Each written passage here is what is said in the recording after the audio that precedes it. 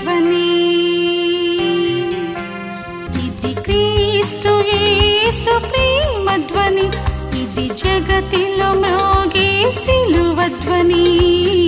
పిలుచుచున్నది ప్రతి వారిని, వినుమా విశ్వసించుమా.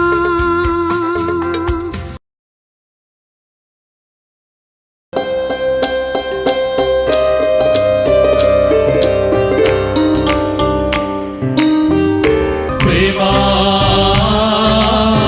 యేసు ప్రేమా, ప్రేమా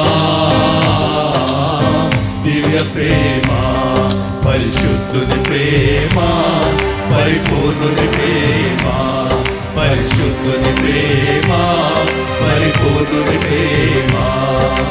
ప్రేమా యేసు ప్రేమా, ప్రేమా దివ్య ప్రేమ.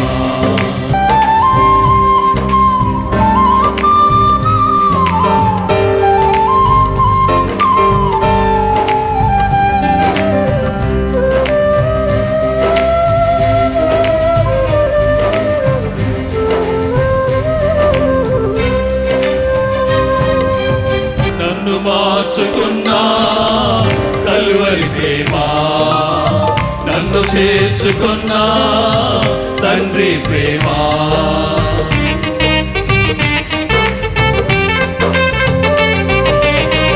నన్ను మార్చుకున్నా కల్వరి ప్రేమ, నన్ను చేర్చుకున్నా తండ్రి ప్రేమ. నన్ను ఓర్చుకున్నా దేవుని ప్రేమ, నన్ను ఓర్చుకున్నా దేవుని ప్రేమ.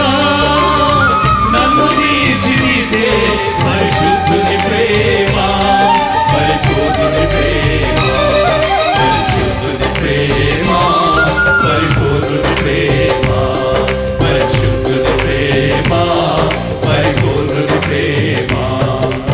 ప్రేమ యేసు ప్రేమ, ప్రేమ దివ్య ప్రేమ. ప్రేమ యేసు ప్రేమ, ప్రేమ దివ్య ప్రేమ.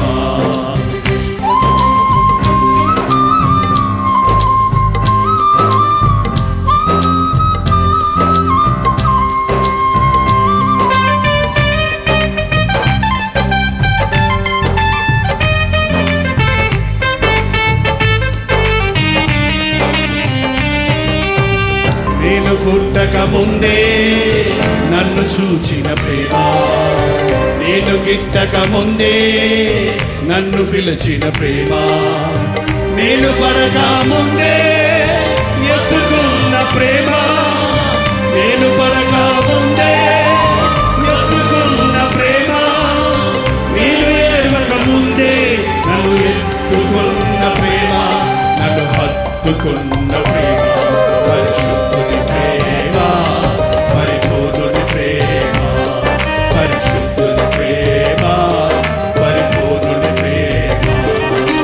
ప్రేమ యేసు ప్రేమ, ప్రేమ దివ్య ప్రేమ. ప్రేమ యేసు ప్రేమ, ప్రేమ దివ్య ప్రేమ.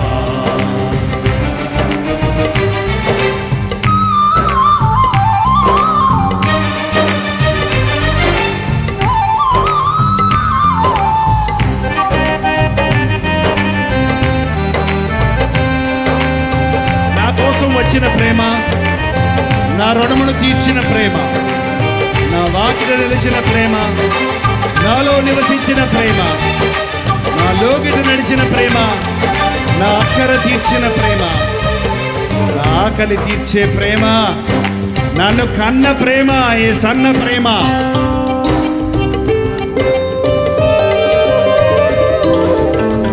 నా కోసం వచ్చిన ప్రేమ, నా రుణమును తీర్చిన ప్రేమ, నా వాకిట నిలిచిన ప్రేమ, నాలో నివసించిన ప్రేమ.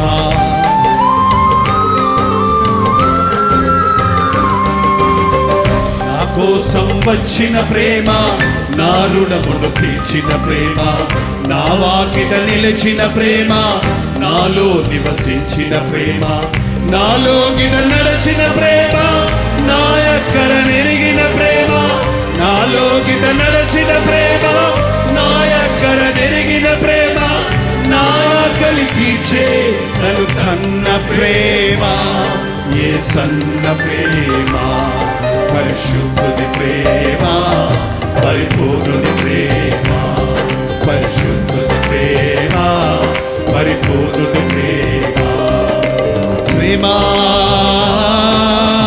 యేసు ప్రేమ, ప్రేమ దివ్య ప్రేమ, ప్రేమ యేసు ప్రేమ, ప్రేమ దివ్య ప్రేమ, పరిశుద్ధుని ప్రేమ, పరిపూర్ణుని ప్రేమ, పరిశుద్ధుని ప్రేమ, పరిపూర్ణుని ప్రేమ, పరిశుద్ధుని ప్రేమ, పరిపూర్ణుని ప్రేమ, పరిశుద్ధుని ప్రేమ, పరిపూర్ణుని ప్రేమ, పరిశుద్ధుని ప్రేమ, పరిపూర్ణుని ప్రేమ.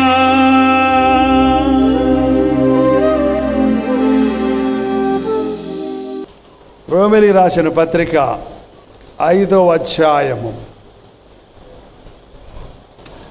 చదవమంటారా? 6వ వచనం. ఏలయనగా మనం ఇంకనూ బలహీనులమై ఉండగా క్రీస్తు యుక్త కాలమున భక్తిహీనుల కొరకు చనిపోయాను. నీతిమంతుని కొరకు సైతం ఒకడు చనిపోవుట అరుదు. మంచివాడి కొరకు ఎవడైనా ఒకవేళ చనిపోవ తెగింపవచ్చును. అయితే దేవుడు మన ఎడల తన ప్రేమను వెల్లడిపరుచుచున్నాడు. ఎట్లనగా మనం ఇంకను పాపులమై ఉండగానే క్రీస్తు మన కొరకు చనిపోయెను. క్రీస్తు మన కొరకు చనిపోయెను. అది ఆయన ప్రేమను మనకి వెల్లడిపరుస్తూ ఉంది. క్రీస్తు ఎవరి కొరకు చనిపోయాడో? మన కొరకు చనిపోయాను. అందరూ చెప్పండి. కొందరే చెప్పారు. క్రీస్తు మన కొరకు చనిపోయాను. అది నేను చెప్పించాలా? మన కొరకు మానేసి నా కొరకు అని చెప్పండి. క్రీస్తు నా కొరకు చనిపోయాడు. మన కోసం ఆయన ఎందుకు చనిపోయాడు? ఏంటండి, నేను యవనస్తుడిగా ఉన్నప్పుడు కాకినాడలో మా నాన్నగారు రక్షించబడ్డారు. మొదట ఆయన ఒక ఇంజనీర్గా ఉంటూ తాగుతూ, సిగరెట్లు తాగుతూ, బ్రాందీలు విస్కీలు తాగుతూ, చేట్ల ప్యాకలు ఆడుతూ ఇష్టం వచ్చినట్టు బ్రతికేవాడు. 8 మంది పిల్లలం మేము. ఏం పట్టించుకునేవాడు కాదు. ఎంత చేట్ల ప్యాక్ ఆడినా, ఎంత డబ్బులు వచ్చినా, ఎంత లంచాలు వచ్చినా, లంచాలు తెగొచ్చాయి మా నాన్నకి. కట్టలు కట్టలు తెచ్చి డబ్బులు ఇచ్చేవాళ్ళు. ఆ కట్ట తీసుకొని నేరుగా చేట్ల ప్యాక్ ఆడటానికి వెళ్ళేవాడు. ఆ డబ్బులన్నీ అయ్యేదాకా ఇంటికి వచ్చేవాడు కాదు. ఏంటంటే జీవితం అంతా నాశనం చేసుకొని తాగితే రాత్రులు జీపులో తీసుకొచ్చి ఆఫీసర్స్ క్లబ్లో తాగేస్తే అర్ధరాత్రి తీసుకొచ్చి ఇంట్లో దింపిపోయేవారు. అంత భయంకరంగా ఉండేటప్పుడు జీవితంలో విరక్తి కలిగింది ఆయనకి. సంతోషం కలగల. కాకినాడలో సముద్రంలో పడి చచ్చిపోదామని పోతా ఉన్నాడట. అప్పుడు నాకు 18 ఏళ్ళు, మా నాన్నకి 40 ఏళ్ళు. ఇలా మీటింగ్ కనపడింది ఆయనకి. మా అమ్మగారు కొంచెం విశ్వాసి, హిందువులమే కానీ ఆమెకు విశ్వాసం ప్రార్థన మీద. ఎందుకంటే మా తాతగారు, అమ్మగారు, నాన్నగారు ప్రభువుని నమ్ముకున్నారు కాబట్టి ఆమె విశ్వాసం కలిగి ప్రార్థన చేస్తుండేది. ఎప్పుడు ప్రభువుని నమ్ముకోండి అంటే మా అమ్మను పట్టుకొని తిట్టేవాడు, ఇంట్లో నానా బాధలు పెట్టేవాడు. కానీ ఆయన ఒకరోజు సముద్రం పొట్టుకు వెళ్ళేటప్పుడు ఇలా మీటింగ్ చూసి, అదేదో ఎప్పుడు చెప్తుంటుంది నా భార్య, అదేందో వాళ్ళు ప్రార్థన చేస్తే మోక్షం వస్తుందని సరే చచ్చేది ఎలాగా చస్తున్నాను కదా, చచ్చే ముందు ప్రార్థన చేసుకొని చద్దాము, పరలోకానికి పోదాము, మోక్షానికి పోదాము, ముక్తి కలుగుద్దని వచ్చాడటండి లోపలికి. ఫుల్లుగా తాగున్నాడట. లోపల రాలేదు, అలా వెనకాల ఉన్నాడు. ఫుల్లుగా జనం ఇలాగ ఉన్నారు. ఆ వెనకాల ఉన్నాడు. ఆగండి నేరుగా వచ్చేస్తుంటే, ఆగండి మీటింగ్ అయిన తర్వాత చూద్దరు గారు అయ్యగారిని అంటే ఆ మూల కూర్చున్నాడట బెంచ్ మీద. ఆయన ఏం చెబుతున్నాడు, ఆయనకి ఏం ఎక్కల, భక్తులో ఉన్నాడు. కానీ మధ్యలో ఒక మాట మాత్రం ఆయన హృదయాన్ని పట్టుకుంది. ఎవడేస్తాడా, నువ్వు ఎందుకు చచ్చిపోవాలి, నువ్వు చనిపోనక్కర్లేదు, నీ కొరకు యేసు ప్రభువు చనిపోయాడు. ఆ మాట మాత్రం వినపడిందంట. మిగిలిన ప్రసంగం అంతా వినబడలేదు. అయినా కూడా దానికి నమ్మకం రాలేదు. అప్పటికి నేరుగా అయిపోయిన తర్వాత దేవుని సేవకుల దగ్గరికి వచ్చాడు. నా కోసం ప్రార్థన చేయండి అన్నాడు. ఏంటండి, ఈరోజు మీకు ఏం కావాలని వచ్చారు ఇక్కడికి? అందరికీ ఒక గురితో వచ్చారా?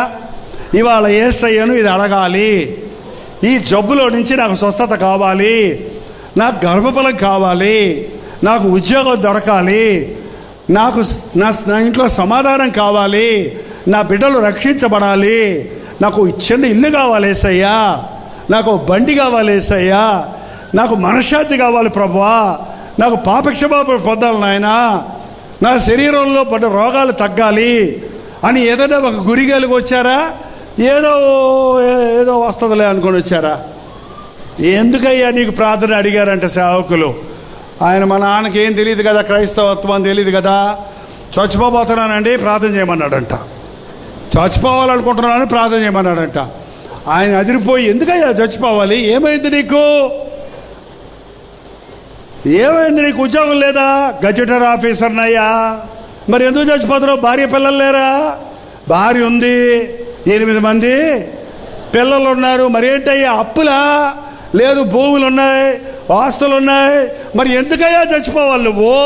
నాకు సమాధానం లేదండి, నాకు మనసుకి నెమ్మది లేదు, ఎంత సంపాదించినా ఏం చేసినా నాకు తృప్తి లేదు, నేను చచ్చిపోక్కర్లేదు తమ్ముడు, చచ్చిపోక్కర్లేదు. నీ చావుని ఏ రోజో యేసయ్య మరణించేశాడు. మోకరించి ప్రార్థన చేస్తారు అని ఆ దైవజనుడు ప్రార్థన చేశారని ఓ చిన్న ప్రార్థన చేశారట. ప్రభువా, ఈ సహోదరుని పట్టిన ప్రతి దురాత్మ నుంచి విడిపించు, ఇతనికి ఉన్నటువంటి ఈ మరణాపేక్ష నుంచి విడిపించు, ఇతని జీవితంలోనికి రా అని ప్రార్థన చేశారు. అంతవరకు నేను అసలు దేవుడు ఉన్నాడని నమ్మలేదండి. దేవుడు లేడు, దెయ్యము లేదు. మా అమ్మేమో ఎప్పుడు చూసినా ఏడ్చుకుంటూ ముసుకేసుకొని ప్రార్థన చేసుకునేది. మా నాన్నేమో హాయిగా చెట్ల ప్యాక్ ఆడుతూ, సారాయి తాగుతూ, బ్రాందీలు తాగుతూ రోడ్ల మీద తిరిగేవాడు. నేనేం చేస్తాను అప్పుడు చెప్పండి?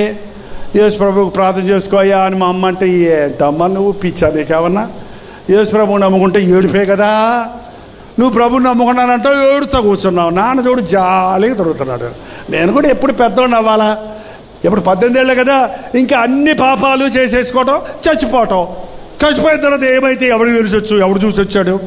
చచ్చిన తర్వాత నరకం ఉందో పరలోకం ఉందో ఎవడు చూసి వచ్చాడు? దేవుడు లేడు, దెయ్యం లేదు అనేవాడినండి. కానీ మా నాన్న మారటం చూశాక ఆ మనుషుడిని ఎవడు మార్చలేడు. పెద్దలు చెప్పారు, అత్తమామలు చెప్పారు, ఉద్యోగస్తులు చెప్పారు, 8 మంది పిల్లలయ్యా, ఎందుకయ్యా బతుకు పాడు చేసుకుంటావు, ఎందుకయ్యా అని ఎంతమంది ఎన్ని నీతులు చెప్పినా మారని వాడు ఆ ప్రార్థనైన 2వ రోజు నుండి ఆయన జీవితంలో పూర్తి మార్పు వచ్చేసింది. ఇంట్లో ఉన్న సినిమా బొమ్మలు, చీట్ల పేకలు, బ్రాందీ బాటిళ్ళు, సిగరెట్ పెట్టెలు, ఇంకా సినిమా పత్రికలు, ఏదేది సాతాను సంబంధమో అన్నీ తీసుకొచ్చి కుప్పేసి నుప్పేసి కాల్చేశాడండి. అన్నీ కాల్చిపడేశాడు. అప్పటికే 10 బైబిల్ కొనుక్కొచ్చాడు, తలకో బైబిల్ ఇచ్చేశాడు. పొద్దున సాయంత్రం కుటుంబ ప్రార్థన అంటాడు. నాయన, ఈ నాన్న మారటం మంచిదే, కానీ ఇలాంటి మనుషుడు మార్చడానికి దేవుడు లేకపోతే మార్చలేడు. ఇది ఖచ్చితంగా దేవుడు ఉన్నాడు, ఆ దేవుడు ఎవడో కాదు, యేసు ప్రభువే అని నమ్మేశానండి. ఆ 2 రోజులు సంతోషంగా ఉన్నా. 3వ రోజు నుంచి ఆయన ఏమన్నాడంటే, నువ్వు మారాలి, అయిపోవాలన్నాడు. ఓహో, ఏడ్చినట్టు ఉంది. నువ్వు తిని తాగి చూసి పడి లేచి 40 ఏళ్ళకు మారావు, నేను ఇంకా ఎప్పుడు సిగరెట్ కూడా సరిగ్గా తాగి చూడలేదు. లోకాన్ని ఎంజాయ్ చేయకుండా అప్పుడే మారమంటావేంటి నన్ను? నేను సన్యాసం పుచ్చుకోమంటావా? నేను అప్పుడే మారను. యేసుప్రభు నిజమైన దేవుడేలే, మారాలే, కానీ ఇప్పుడు కాదులే అనేవాడిని అని 3 నెలలు మా నాన్నని ఏడిపించా, ప్రభువుని ఏడిపించాను.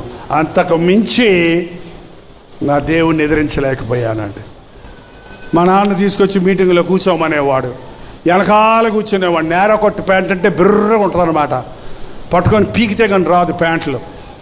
మా నాన్న కింద కూర్చొనేవాడు. ఇంజనీర్ అయినా సరే మారు మనసు పొందిన తర్వాత చిన్న పిల్లోడు మనసత్వం వచ్చేసింది ఆయనకి. మందిరమంతా తుడిచేవాడు ఆయన, మందిరంలో ముందు కూర్చునేవాడు ఆయన.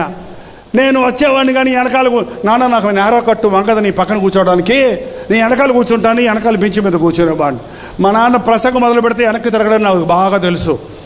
కాబట్టి ప్రసంగం మొదలు పెట్టగానే వెళ్ళిపోయి అట్లా షికారు చేసి ఆమె నన్ను దుప్పుడు మళ్ళీ వచ్చి కూర్చునేవాడిని. ఇంకెట్ట మారుతా? 3 నెలలు వాక్యం వినలేదు, ఈయనను మూలాన మార్పు రాలేదు. ఒకరోజు యూత్ మీటింగ్ జరుగుతుంటే మధ్యలో కూర్చోబెట్టారు నన్ను. యూత్ మీటింగ్లో యవనస్తుల కూటం. ఆ యవనస్తుల కూటంలో ముళ్ళ కంప మీద కూర్చున్నట్టు ఉంది నాకు. అసలే ఎట్లా కూర్చోవాలో అర్థం కాక తిప్పలు పడుతుంటే ఎట్లా లేద్దామంటే చుట్టూ జనం ఉన్నారు. ఎట్లా లేస్తారు ఇప్పుడు చెప్పండి? ఇక్కడ ఎవరన్నా లేచారంటే నేను కూర్చో అంటాను ఇక్కడ నుంచి. అట్టుంది నా పరిస్థితి. అంతలో ఆయన ప్రసంగం చేస్తూ ఆ పాస్టర్ గారు న్యాయంగా ఏళ్ళు చూపించి, ఓ యవనస్తుడా, ఈ రాత్రి చచ్చిపోతే నువ్వు ఎక్కడికి వెళ్తావు అన్నాడు. ఇదేంట్రా బాబు, శుభమా అని మీటింగ్కి వస్తే చావమంటాడు ఈ పాస్టర్ నన్ను అని మనసులో బాధ. ఈ న్యాయంగా చూపిస్తున్నాడు. మా నాన్న అన్ని చెప్పేసినట్టు నా మీద, అందుకే ఆయన నా వెంకే ఏళ్ళు చూపిస్తున్నాడని తలకాయి పక్కోడు తలకాయకి మధ్య అడ్డంగా పెట్టుకున్నా. కొంచెం ఎత్తుకున్నా కదా, పక్కకు పెట్టుకున్నా. నువ్వు మనుషుడికి కనపడకుండా దాక్కోగలవు కానీ దేవునికి కనపడకుండా దాక్కోగలవా అంటున్నాడు. ఓహో, మనసులో అనుకున్నా ఏం చేయమంటావు అనుకున్నా, చనుక్కున్నా. ఏం చేయమంటావు, ఏం చేయమంటావు అనుకుంటున్నావా అంటున్నాడు అండి ఆయన. దేవుడికి మన హృదయం తెలుసండి. మన హృదయ రహస్యాలయానికి ఆయన చెప్పిన మాట, ఇదిగో ఇదే అనుకూలమైన సమయము, ఇదే రక్షణ దినము, ఈరోజే నీ పాపాలు ఒప్పుకో, ప్రభువు నీకు నూతన జీవితం ఇస్తాడన్నప్పుడు ఆ మాట నా గుండెలో నాటుకుంది. మీటింగ్ అయిన తర్వాత అందరూ వెళ్ళిపోయారు, నేను ఉండిపోయాను చర్చిలో కాకినాడలో. సరే ఇవాళ ఏంటో అటు ఇటు తేల్చేసుకుందాం దేవుడితోటి, ఉంటే కనపడమను మార్చుకోమను, నన్ను వద్దను నేను ఏమన్నా అని చెప్పి, సరే నేను ప్రార్థన చేసుకుంటానని ఆ పాస్టర్ గారితో చెప్తే, చేసుకో తమ్ముడు చాలా సంతోషం అన్నాడు ఆయన. ఆయన యేసయ్యా మార్చుకుంటే మార్చుకో, పాపం అంట నేనేం చేశానంట, పాపాలు ఉంటే తప్పు క్షమించుకో. పిచ్చి పిచ్చిగా ఏం తెలియదు కదా, ప్రార్థన తెలియదు, రాదు. ఏంటో పొడి మాటలతో చేసి, ఏమనైనా దేవా నువ్వు మాట్లాడతావంట, మాట్లాడు అని బైబిల్ తీశానండి. బైబిల్ తీస్తే ఉపేద్య గ్రంథం 5వ వచనంలో 4వ వచనం 5వ వచనంలో ఒక మాట ఉంది, నిన్ను చూడగా నీవు బొత్తిగా చెడిపోయి ఉంటివి. అవి అలాగే పైకి వచ్చినట్టు కనపడ్డాయి. నాకు అంతకుముందు బైబిలే తెలీదు. తీయగానే కళ్ళు ఎక్కడ పడ్డాయి? ఉపేద్య గ్రంథం ఉందా మీ దగ్గర? ఇప్పుడు టైం అవుతుంది, వద్దులేండి, ఇంటికి వెళ్ళి చదవండి. ఉపేద్య గ్రంథం ఒకే అధ్యాయం ఉంటుంది. ఏంటంటే నిన్ను చూడగా నీవు, అది కొంతమంది పాస్టర్ గారు అబద్ధం చెప్తాను అనుకుంటున్నారు. చూడండి అయితే ఉపేద్య గ్రంథం ఉందా లేదో చూడండి. ఒకవేళ నీతో కూడా మాట్లాడతాడేమో, నిన్ను కూడా అదే మాట అంటున్నాడేమో. నువ్వు మంచోడు అనుకుంటున్నావు రారా, నిన్ను చూస్తున్నాను నేను, నీ హృదయ రహస్యాలు తెలిసి నాకు. నిన్ను చూడగా నీవు బొత్తిగా చెడిపోయి ఉంటివి. చదవండి, నిన్ను చూడగా నీవు బొత్తిగా చెడిపోయి ఉన్నావు. అప్పుడు వెంటనే బైబిల్ మూసేసి సంకలో పెట్టుకొని పోతా ఉన్నా. ఏం బాబు వెళ్ళిపోతున్నావు, దేవుడు మాట్లాడా అన్నాడు పాస్టర్ గారు అక్కడే ఉండి. మాట్లాడాడండి. ఏం మాట్లాడాడు? నేను బొత్తిగా చెడిపోయానటండి, ఇంకేం చేసేది, చెడిపోతాను, అట్టగా పోతున్నాను. ఇంకా చెడిపోయినోడు అట్టగా పోతున్నానంటే ఆయన అన్నాడు, బుద్ధి లేనోడా అన్నాడు. కొంచెం కోపం వచ్చింది నాకు. బుద్ధి లేనోడా, నువ్వు డాక్టర్ దగ్గరికి వెళ్తావు, అబ్బాయి నీకు క్యాన్సర్ అంటాడు. క్యాన్సరా సార్, థ్యాంక్స్ అండి వస్తానంటావా? ఏమంటావు? క్యాన్సరా, ఇప్పుడు ఏం చేయాలి అంటారా లేదా? ఏం చేయాలి అయ్యగారు? ఆపరేషన్ చేయాలా? ఏం మందులు తాగాలి? ఏం ఇంజక్షన్లు వేసుకోవాలి? అడ్మిట్ అవ్వాలా అంటావా లేదా? ఏమన్నావా? మంచిదండి, క్యాన్సరా, అలాగే చచ్చిపోతానులేండి అంటామా? దేవుడు నీ సంగతి నీకు చెప్పాడు. నీ సంగతి దేవుని దగ్గర ఒప్పుకుంటే దేవుడు నిన్ను స్వస్థపరుస్తాడు, నిన్ను మార్చుకుంటాడు. పోయి మళ్ళీ ప్రార్థన చేసుకో అన్నాడు. అప్పటికే 12:30 అయిపోయింది. నిద్ర వస్తుందండి, పొద్దున్న చేసుకుంటానులే అన్న. లేదు, ఇదే అనుకూలమైన సమయం, ఇదే రక్షణ దినం. ఇక్కడ ఉన్న యవనస్తులు చెప్తున్నాను, ఎంతమంది రక్షించబడ్డారో నాకు తెలియదు, ఎంతమంది ఇంకా మారు మనసు పొందారో పొందలేదో తెలియదు. మా అమ్మ నాన్న క్రైస్తవులండి అంటే కుదరదు. నేను బైబిల్ చర్చికి వెళ్తానంటే సరిపోదు. నేను బైబిల్ పట్టుకున్నానంటే కుదరదు. నేను బాప్తీసం పొందానన్నా కూడా బాప్తీసం పొందినంత మాత్రాన పరలోకం పోవండి. నీళ్ళల్లో మునిగితే పరలోకం పోయేటట్టుంటే గేదెలు బర్రెలు అన్నీ కూడా పరలోకంలోనే ఉంటాయి. రోజు మునుగుతాయి, తేలుతాయి, మనం ఒకసారన్నా మునుగుతాం. అదంతా ఒట్టిదే. అది బహిరంగంగా అంతరంగంలో మారు మనసు పొంది రక్షించబడి అందరి ముందు నేను యేసుప్రభువుని నమ్ముకుంటున్నాను, పాత మనిషి పాతి పెట్టబడుతున్నాడు, కొత్త వ్యక్తిగా బ్రతుకుతున్నానని ఒక సాదృశ్యంగా సాక్ష్యం ఇవ్వడానికి బాప్తీసం. కానీ మనసు మారకుండా నీళ్ళల్లో మునగటం వల్ల ఏ మోక్షమో రాదు. మళ్ళీ వెళ్ళి ప్రార్థన చేసుకున్నా. నిద్ర వస్తే కళ్ళు తెరుచుకొని ప్రార్థన చేసుకోమన్నాడు పాస్టర్ గారు. చర్చిలో ఎవరు లేరు, నేను ఒక్కనే ఉన్నా. చిన్న చర్చే, ఇంత సగం ఉంటుంది. నడుస్తూ ప్రార్థన చేసుకో అన్నాడు. సో ఇంకా నేనే పాపం చేశానంటే దాన్ని గురించి మళ్ళీ మొదలుపెట్టా. కొంచెంసేపు నేను పొడి మాటలతో ప్రార్థన చేస్తుండగానే పరిశుద్ధాత్మ నన్ను పట్టుకున్నాడండి. ఉచ్చరింప సఖ్యమో కానీ మూలుగులతో చేసే ప్రార్థన నాకు ప్రార్థన వస్తూనే ఉంది. నేను చేసిన చిన్న తప్పులు పెద్ద తప్పులుగా కనపడుతున్నాయి. చిన్న అబద్ధాలు, చిన్న మోసాలు. అమ్మ నాన్నను మోసం చేసింది, తమ్ముళ్ళను కొట్టింది, చెడ్డ మాట్లాడింది, అన్నీ చిన్న విషయాలన్నీ కూడా నాకు గుర్తొచ్చి పాపాలు ఒప్పుకుంటా ఉన్నానండి. నన్ను క్షమించయ్యా, నేను దొంగని, ఎవరింట్లో దొంగతనం చేయలేదు, కానీ ఏ బ్యాంకులో దొంగతనం చేయలేదు, కానీ ఇంటి దొంగని ఈశ్వరుడైనా పట్టలేడంట కదా. ఇంట్లో మా అమ్మగారు సరుకులు తీసుకురమ్మని డబ్బులు ఇస్తే సగం కమిషన్ కొట్టేవాడిని. పన్నోడికేమో సంచిచ్చి కొడుకుని నాకు డబ్బులు ఇస్తే వాడేమో నమ్మకంగా సరుకులు తెచ్చేవాడు. ఈ కొడుకు ఏం చేసేవాడు? పన్నోళ్ళలాగా కూలోళ్ళలాగా సగం కమిషన్ కొట్టేవాడు. ఇది కూడా తప్పేనా? మా అమ్మ నాన్న డబ్బే కదా, ఇందులో తప్పేంటి? తల్లిదండ్రుల సొమ్ము దోచుకొని ఇది ద్రోహము కాదనుకున్నవాడు నశింపజేయువానికి జతగాడు, సాతానికి ఫ్రెండ్ అంట. ఏంటంటే తల్లిదండ్రుల సొమ్ముతో అమ్మ దగ్గర దొంగిలించేవాడు, నాన్న దగ్గర దొంగిలించేవాడు, ఇంటిలో దొంగిలించేవాడు కూడా దొంగలే. దొంగిలికూడదు. ఏంటంటే అబద్ధ సాక్ష్యములు చెప్పకూడదు. 8 మంది పిల్లలు కదా. చిన్న తమ్ముడికి వెండి ఉగ్గిన్ను ఉండేది పాలు పట్టిస్తానికి. ఆ వెండి ఉగ్గిన్ని ఒక రోజు తీసుకుపోయి సినిమాకు డబ్బులు లేక అమ్మే సినిమా చూసా. మా అమ్మగారు పని పిల్లలుంటే, నువ్వే దొంగతనం చేసావంటే, అవును మమ్మీ ఇదే దొంగతనం చేసింది అన్న. పాపం దాన్ని పనిలోంచి తీసేశారు కొట్టి. దొంగ ఎవడో? ఆ రాత్రి నువ్వు దొంగ. పరిశుద్ధాత్ముడు ఒప్పిస్తుంటే, అయ్యా నేను దొంగనయ్యా.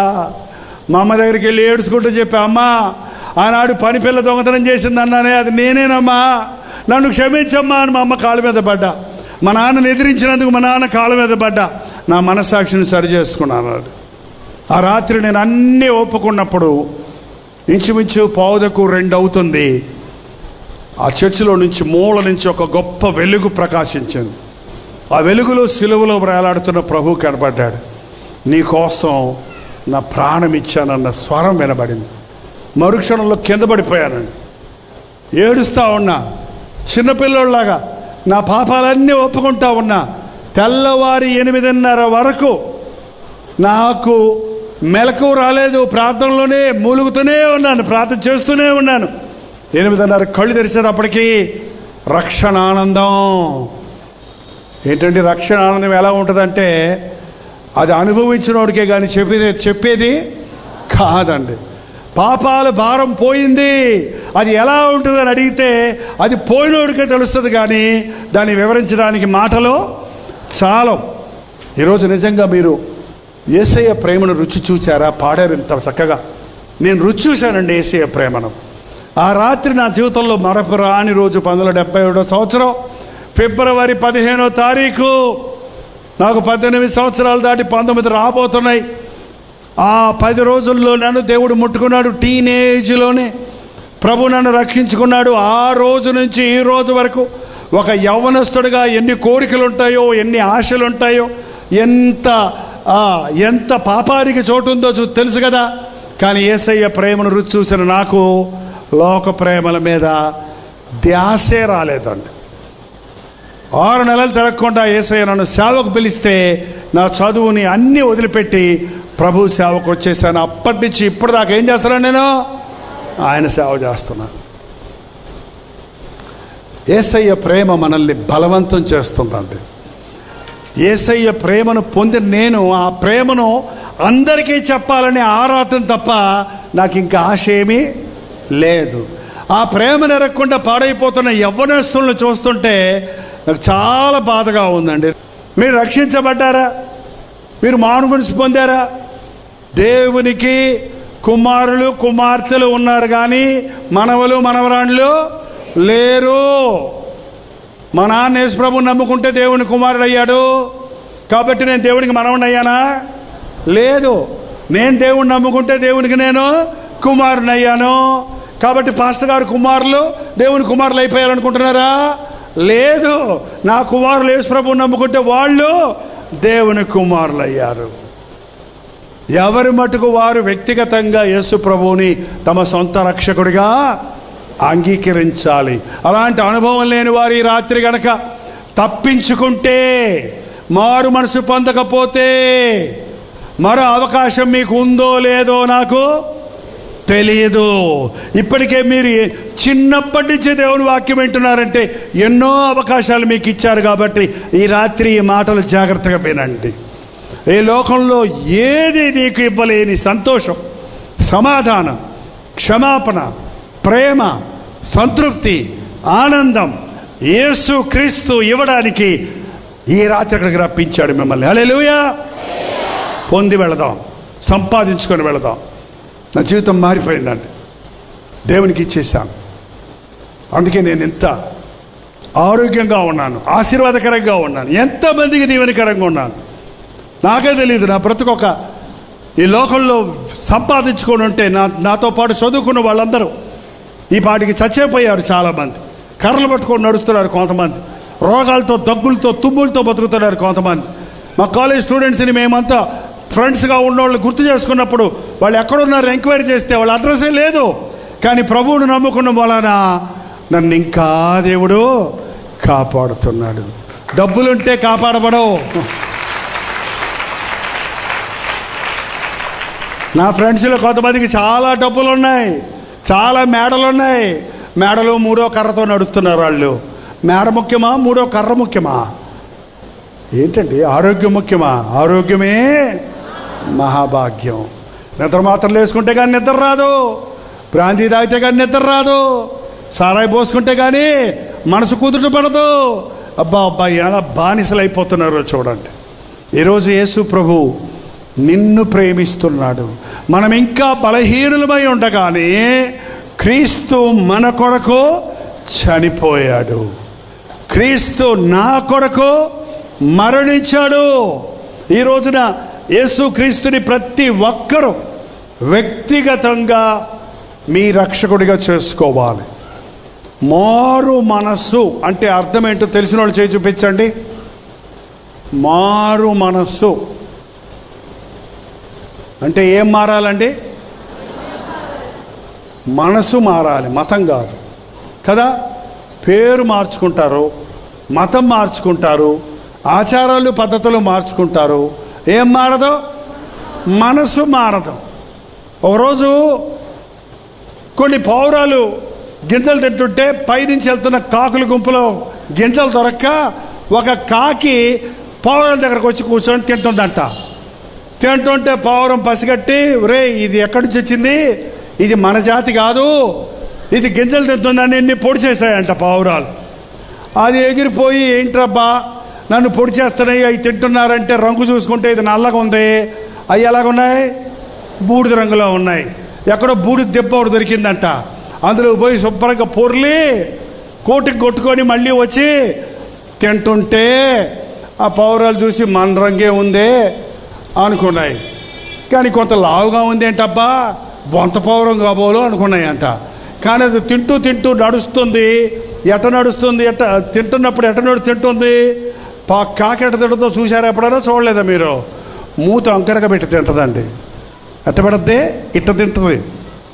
ఆరే దీని రంగు మందే కానీ దీని తిండి వాలకం మంది కాదని మళ్ళీ తరిమితే అది ఎలాగోలాగా నేరుగా తింటాం నేర్చుకొని మళ్ళీ వచ్చి తింటుందంట. ఇక్కడ గింజలు అయిపోతే అక్కడికి వెళ్తానికి నడుస్తుంది. కాకి ఎట్ట నడుస్తుంది తెలుసా మీకు? అసలు అయ్యి కాకులు లేవు, పిచ్చుకలు లేవు. ఈ టెలివిజన్ ఒకటి దొరికింది, అది పట్టుకొని దాంట్లో కూర్చుంటారు అంతే. బయటకు వచ్చి దేవుడు చేసిన సృష్టిని చూడండి. కాకి ఎట్ట నడుస్తుంది? ఇట్టు ఇట్టు, ఒక్కాళ్ళు ఇటు ఒక్కాలు అట్టేసి నడుస్తుంది. అరే దీని రంగు మందే కానీ దీని నడక మంది కాదని మళ్ళీ పొడిస్తే మళ్ళీ పోయి ప్రాక్టీస్ చేసుకొని లైన్గా నడవటం నేర్చుకొని మళ్ళీ తింటాం వచ్చిందంట. ఇంతలోకి దానికి గింజలు కాసిన తిని పొట్ట నిండిపోయింది. నిండిపోయినంటే కాకి సంతోషం అయిపోయి కావ్ కావ్ అందంట. ఓహోహో, దీని రంగు మందైనా, దీని వాలకం మందైనా, దీని నడక మందైనా, దీని కోత వేర్రా ఇది అని పొడిచి చంపేసాయి అంటండి. ఇప్పుడు మనుషులు అట్టగా చేస్తున్నారు, అన్నీ నేర్చుకుంటున్నారు. హల్లెలూయా ఒకటిదే, హల్లెలూయా. వెళ్ళిపోతారు హల్లెలూయా అన్న వాళ్ళందరూ పరలోకం.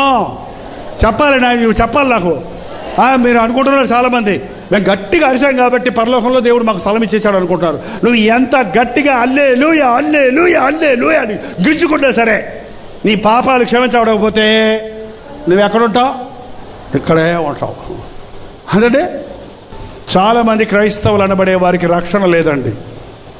ఆచారాలు మనల్ని పరలోకానికి తీసుకెళ్ళవు, ధర్మకార్యాలు మనకు పరలోకానికి తీసుకెళ్ళవు. నువ్వు చర్చి కట్టించినా సరే మారు మనసు పొందకపోతే నీకు కట్టించిన చర్చిలో ఉన్నవాళ్ళు మారు మనసు పొంది పరలోకం పోతారు, కానీ కట్టి నువ్వు మాత్రం ఇక్కడే ఉండిపోతావు. తెలుసా మీకు ఆ సంగతి? నువ్వు ఎన్ని చేసినా దేవునికి నీ మనస్సు ఆయనకి ఇవ్వకపోతే నువ్వు ఆయన రాజ్యానికి వారసుడవు కాలేవు. ఒక అమ్మాయి రోజు ఇంటికి వచ్చి, మమ్మీ మా ఫ్రెండ్స్ అందరూ వస్తున్నారు, వాళ్ళకి మంచి పలహారాలు చేసి పెట్టు, నువ్వు పాయసం చేసి పెట్టు, పకోడీలు చేసి పెట్టు, అది ఇది అని చెప్పి కదా లిస్ట్ ఇచ్చింది. మమ్మీ ఒక కండిషన్, నువ్వు అన్నీ చేసి పెట్టాలి కానీ నువ్వు ఎట్టి పరిస్థితుల్లో వంటగదిలో నుంచి బయటికి రాకూడదు, నా ఫ్రెండ్స్ను నువ్వు వచ్చి చూడకూడదు. ఆ తల్లికి ఆ బిడ్డంటే చాలా ప్రేమ. అలాగేనమ్మా సరేనమ్మా, నువ్వు సంతోషంగా ఉంటే నాకు సంతోషం అంతే అని ఆ అమ్మ ఒప్పుకుంది. ఫ్రెండ్స్ అందరూ వచ్చేసారు, ఆ పలహారాలని చేసి పెట్టింది. ఆ ఫ్రెండ్స్ అందరూ గెలగలమంటూ మాట్లాడుకుంటూ, అబ్బా పకోడీలు చాలా బాగున్నాయి, అబ్బా పాయసం భలే తీయగా ఉంది, అబ్బా ఇదేంటిది కొత్తగా ఉంది, ఇది బాగుంది, అది బాగుంది, ఎవరు చేశారు ఇవి అని ఒక అమ్మాయి అడిగేటప్పటికీ ఆ వంటగదిలో ఉన్న వాళ్ళమ్మ సంతోషం పట్టలేక నేనేనమ్మా అని బయటకు వచ్చిందంట. అందరు ఫ్రెండ్స్ ఆమెను చూశారు. ఆమెను చూడగానే ఒక అమ్మాయి అడిగింది, ఎవరేమే? ఈమె కొత్తలు ఆడిపోతుంది కూతురికి. రావద్దంటే వచ్చింది, నా పరువు తీసేసింది, మా పని మనిషి అందంట. మీలో ఎవరైనా అలాంటి అమ్మలు ఉంటే ఏం చేస్తారో తెలుసా? ఏమే నేను పని మనిషినా నీకు అని జుట్టు పెట్టుకొని దవడ వాయించరా? కానీ ఆ అమ్మ చాలా ప్రేమ కలిగింది. ఆమె ఓర్చుకునే ప్రేమ, సహించే ప్రేమ. ఏంటండి, మాట్లాడకుండా కన్నీరు వస్తుంటే అందరి ముందు బిడ్డ తను అవమానపరిచిందని కన్న తల్లిని పని మనిషి అన్నదాన్ని లోపలికి వెళ్ళిపోయిందంట. సరే పేరెంట్స్ అందరూ వెళ్ళిపోయారండి. ఈమె లోపలికి వచ్చింది. ఈ అమ్మాయి, ఛీ నేను అమ్మని చెప్పుకోవడానికి సిగ్గేస్తుంది. ఎందుకో తెలుసా? ఆ ముఖం అంతా కాలిపోయింది, వికృతంగా మారిపోయింది, ఒక కన్నుటి వెళ్ళిపోయింది, వంకర టెంకర అయిపోయింది, నల్లగా మాడిపోయింది, చూడటానికి చాలా అసహ్యంగా ఉంది. అందుకని తల్లి అని చెప్పుకోవడానికి ఆమెకి సిగ్గేస్తుంది పాపం. నీలాంటి తల్లి నా చెప్పుకోవడం సిగ్గేస్తుంది, నీలాంటి దాన్ని కడుపును పుట్టాను చెడమడ తిట్టేస్తుందంట.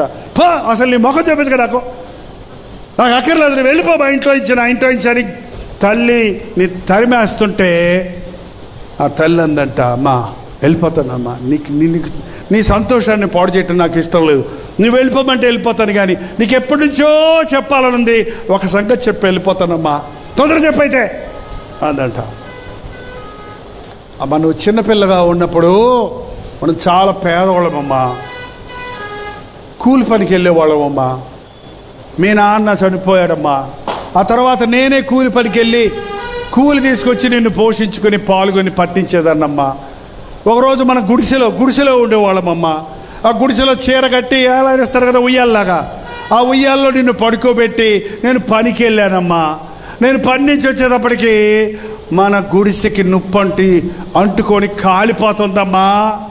అయ్యో నా బిడ్డ అని గుడ్డలు బాధ కొట్టుంటే ఊరు వాళ్ళందరూ వచ్చి అయిపోయిందిలేమ్మా, అది కూలిపోతుంది, నువ్వు వెళ్ళావంటే నువ్వు కూడా చచ్చిపోతావు, లోపలికి వెళ్ళొద్దని నన్ను పట్టి లాగి పట్టుకుంటుంటే అందరినీ గించుకొని నా బిడ్డ అని గుండెలు బాదుకుంటూ లోపలికి వచ్చి ఉయ్యాల్లో ఉన్న నిన్ను నా గుండెలకు హత్తుకొని నీ మీద ఒక్క నుప్పు రవ్వ కూడా పడకుండా జాగ్రత్తగా నా చేతులతో నిన్ను కప్పేసి నిన్ను బయటికి తెచ్చి నిన్ను నేను కాపాడుకున్నానమ్మా. నువ్వు అందంగా ఉన్నావు, నేను అందంగా ఉన్నాను కాబట్టి నువ్వు అందంగా పుట్టావు, కానీ నీ కోసమే నిన్ను కోసం నేను ఇలా కాలిపోయి వికృతంగా తయారయ్యానమ్మా. నువ్వు బాగుంటే నాకు అంతే చాలు, వెళ్ళిపోతానమ్మా అనేటప్పటికీ అప్పటి కుమార్తె గుండె కరిగిపోయిందండి, కన్నీళ్లతో నిండిపోయి కాళ్ళ మీద పడిపోయి, అమ్మా నువ్వు నా కోసం ఎంత త్యాగం చేశావా, అమ్మా నీ ప్రేమ ఎంత గొప్పదా, అమ్మ నిన్ను అనరాని మాట్లాడినాను, నిన్ను ఎన్నిసార్లు తిట్టాను, ఎంత నేను అసహించుకున్నాను, స్నేహితులందరి ముందు నిన్ను పని మనిషి అన్నాను, అయినా నీకు నా మీద కోపం లేదా, అయినా నన్ను ఇంకా నువ్వు ప్రేమిస్తున్నావా అమ్మా. ఆ పరమ యేసయ్య కూడా అదే చేస్తున్నాడండి. 10,000 మందిలో గుర్తించగలిగిన వాడిగా, ధవలవర్ణుడిగా, రక్తవర్ణుడిగా ఉన్న ప్రభు మనుషులు చూడనల్లని వాడిగా, మనుషుల చేత తృణీకరించబడిన వాడిగా ఎందుకయ్యాడండి? యేసు ప్రభు దేవుడు అంటే ఎందుకు సిగ్గుపడతారు? నాకెందుకో చిన్నప్పటి నుంచి యేసు ప్రభుని ఎరక్కపోయినా, చెప్పాం కదా, నేను పుట్టక ముందే నన్ను చూసిన ప్రేమ, ఆ ప్రేమను నేను ఎట్ట గుర్తుపెట్టాను? మాచర్లో ఉంది, ఇక్కడ పక్కన తిరణాలు జరుగుద్ది, అక్కడ మాచర్లు మా ఊరు పల్నాడు నేను. ఏంటంటే ఆ మాచర్లలో ఇక్కడ లేదులే, దూరంలో ఉన్నట్టుంది, గుంటూరు అవతల ఉంది కదా, తిరణాల్లో సిలువ బొమ్మలు అమ్ముతున్నారు. సిలువలో వేసిన బొమ్మలు అడిగితే ఎందుకో చాక్లెట్లు కొనుక్కుందాం, బెలూన్స్ కొనుక్కుందాం అని నాకు ఆ యేసయ్య బొమ్మ కొనుక్కోవాలని ఆశ పుట్టిందండి. పుట్టేది కొనుక్కున్న ఆ సిలువని కొనుక్కొని ఎందుకు ఇలా ఏలాడుతున్నాడు ఏంటి అనుకుంటూ చూసుకుంటూ వస్తుంటే పక్కనే ఎవడో వచ్చి, ఒడే ఇది క్రైస్తవుడు రోయ్ అన్నాడు. వెంటనే చొక్కా కింద దాచుకొని ఇంకెవ్వరికి చూపించకుండా ఇంటికి వచ్చేసి అన్నట్టు. ఏమి క్రైస్తవుడు అంటే సిగ్గెందుకు? ఏముంది మీ యేసు ప్రభువులో? వేలాడుతూ ఉంటాడు, ఏముంది అక్కడ? ఏమన్నా కిరీటం ఉందా, సింహాసనం ఉందా, ఏమన్నా 10-15 చేతులు ఉన్నాయా ఏంటండి? ఏముంది? 3 తలకాయలు ఉన్నాయా, 10 తలకాయలు ఉన్నాయా, 5 తలకాయలు ఉన్నాయా? ఎప్పుడు అలా ఆడుతూ ఉంటాడు ఎందుకు? ఆయన దేవుడైతే దిగి రావచ్చుగా.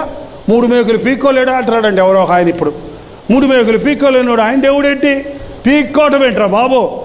నిన్ను కూడా పీకేయగలిగినంత శక్తి ఉంది ఆయనకి. కానీ ఓర్చుకునే ప్రేమ ఏంటండి? లాగి లంపగా కొట్టలేదా తల్లి?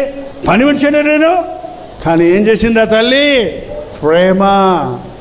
యేసయ్య ప్రేమ నీకోసమే నా కోసమే మనుష్యుడు చూడనల్లుడి వాడిగా మారాడు. మన కొరకు చనిపోవటం అంటే మామూలుగా మరణించడం కాదండి, భయంకరమైనటువంటి వేదన అనుభవించాడు. ఒక మనిషి పాపం చేసినప్పుడు ఈ రోజుల్లో మనుషులంటే వాళ్ళు చేసిన తప్పులు వాళ్ళు క్షమించుకోలేక అది మర్చిపోవడానికే తాగుతున్నారండి. ఆ పాపాన్ని వాళ్ళు క్షమించుకోలేక వాళ్ళు ఆత్మహత్య చేసుకొని చచ్చిపోతున్నారు. చూసారా మీరు? ఆ పాప భారం భయంకరమైనది. ఒక దొంగతనం చేసిన వాడు, భార్యను హత్య చేసిన వాడు ఏం చేస్తాడో తెలుసండి?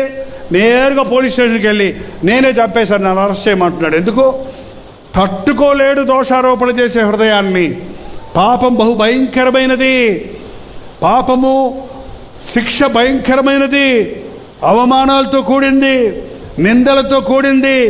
మనం చేసిన పాపాలన్నీ వరుసలో పెట్టి ఇవాళ గనక మనల్ని ఒక్కొక్కరిని గనక దేవుడు తీర్పు తెరిస్తే ఇక్కడ ఎవరం పనికిరాం, ఇంక్లూడింగ్ మీ. ఎవరం పనికిరామాట, ఎవరం పనికిరాం. కానీ అన్ని దోషాలు, మన దోషములు ఆయన మీద మోపబడ్డాయి. మన కోసం ఆయన ముఖం మీద ఉమ్మివేయబడింది. మన శాపాన్ని ఆయన సిలువలో భరించాడు. నిన్ను ప్రేమించి నువ్వు బతకాలని ఆయన చనిపోయాడు. నిన్ను పరలోక రాజ్యానికి చేర్చాలని ఆయన పాతాళానికి వెళ్ళి దేవుడిగా ఉన్నాడు గనక సాతానును జయించి, పాతాళాన్ని జయించి, మరణాన్ని జయించి మృత్యుంజయుడై లేచి ఉన్నాడు. ఇలాంటి దేవుడు మరి ఎక్కడైనా ఉన్నాడా? కామ, క్రోధ, లోభ, మద, మత్సరాలు లేనివాడు దేవుడు. కానీ మనలాంటోడే దేవుడు అంటే ఎలా కుదురుద్ది? మనం కామము, క్రోధము, లోభము, మతము, మత్సరము, అసూయలు, ద్వేషాలు, శరీరేచ్ఛలు, గర్వము, అహంకారంతో నిండిపోయిన మానవులమైన మనమండి. దేవుడు పరిశుద్ధుడు, పరిశుద్ధుడు, పరిశుద్ధుడైన ప్రభువు మన పాపముల కొరకు పరిహారము చేయుటకు మన దోషములను తన మీద వేసుకొని ఏ పాపము లేకపోయినా సెలవులో ఆయన తన ప్రాణాన్ని మన కొరకు ఇచ్చి ఉన్నాడు. నమ్మిన వాళ్ళు అల్లే చెప్పండి. ఈ రోజున యేసుక్రీస్తుని నీ సొంత రక్షకుడిగా అంగీకరించున్నావా? ఆయన మనల్ని రక్షించేవాడుగా ఉన్నాడు. ఆయన మనల్ని ఏలే ప్రభువుగా ఉన్నాడు. ఆయన రక్షకుడు, ప్రభువు. చెప్పండి, రక్షకుడు, ప్రభువు. మనల్ని రక్షించడానికి లోకంలోకి వచ్చాడండి. ఎంతమంది నమ్ముతున్నారు? బైబిల్లో ఒక మనిషి ఉన్నాడండి, వాడికంటే దౌర్భాగ్యుడు మరొకడు లేడు. వాడు బుద్ధులు ఏమీ మనకు రాకుండా చూసుకోవాలి. ఎవడు వాడు? అబ్బా, వాడు ఒకడు దొరికాడు, సాతాను. పెద్దానికి సాతాను సాతాను అనకండి. వాడి పనే అది. వాడి పనే పాడు చేయటం, వాడి పనే దోచుకోవటం, వాడి పనే నరకానికి లాక్కెళ్ళటం. వాడి కాదు, వాడి మాట వినిలోబడిపోయినోడు ఒకడు ఉన్నాడు. అబ్బా, భలే చెప్పావమ్మా, థ్యాంక్స్ అమ్మా. నా దగ్గర ఒక 1000 రూపాయలు ఉంటే ఇచ్చింది నీకు. జేబులు ఖాళీగా ఉన్నాయి.